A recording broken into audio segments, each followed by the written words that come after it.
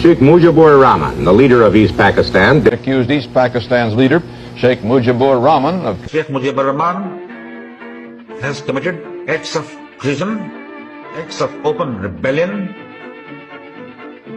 inciting armed rebellion against the state. to restore the authority of the government. A clandestine radio station calling itself the Voice of Independent Bengal broadcast that Rahman has declared East Pakistan an independent nation. A clandestine radio station calling itself the Voice of Independent Bengal broadcast that Rahman has declared East Pakistan an independent nation.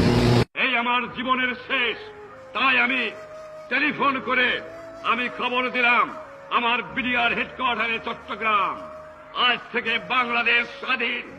আমার জীবনে তোমাদের সঙ্গে দেখা হতে না পারে, বাংলার ঘরে ঘরে জানিয়ে দাও, যে পর্যন্ত না 7 কোটি মানুষ স্বাধীনতা না পাবে